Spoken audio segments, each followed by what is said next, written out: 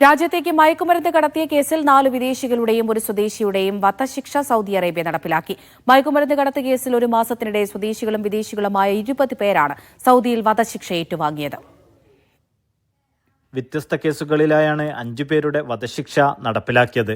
നെജ്റാനിൽ 3 പേരുടെയും മക്കയിലും തബൂക്കിലും ഓരോരുത്തരുടെയും വധശിക്ഷ നടപ്പിലാക്കിയതായി സൗദി ആഭ്യന്തര മന്ത്രാലയം വെളിപ്പെടുത്തി.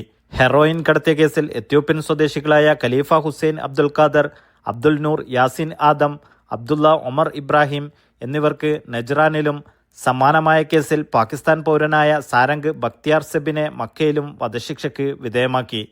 മറ്റൊരു കേസിൽ ആംഫിറ്റാമിൻ ഗുളികകൾ കടത്തിയ കേസിൽ സൗദി പൗരനായ Ahmed bin Muhaisin bin Hussain Al റഷന്ദിയെ തബൂക്കിലും വധശിക്ഷയ്ക്ക് വിധേയമാക്കി. കേസിന്റെ തുടക്കത്തിൽ തന്നെ പിടിയിലായ പ്രതികൾക്ക് കീഴ്ക്കോടതി വധശിക്ഷ വിധിച്ചിരുന്നു. ഇത് പിന്നീട് അപ്പീൽ കോടതിയും സുപ്രീം കോടതിയും ശരിവെച്ചതോടെയാണ് ശിക്ഷ നടപ്പിലാക്കിയത്. സമാനമായ കേസിൽ ഒരു മാസത്തിനിടെ 20-ലേറെ സ്വദേശികളും വിദേശികളുമായ പ്രതികൾക്കാണ് വധശിക്ഷ ഏറ്റുവാങ്ങേണ്ടി വന്നത്. ശിക്ഷ രാജ്യത്തേക്ക് ലഹരി എത്തിക്കുന്നവർക്കും വിൽപ്പന നടത്തുന്നവർക്കും ഉപയോഗിക്കുന്നവർക്കുമുള്ള കടുത്ത മുന്നറിയിപ്പാണെന്ന് ആഭ്യന്തര മന്ത്രാലയം ആവർത്തിച്ച് വ്യക്തമാക്കി.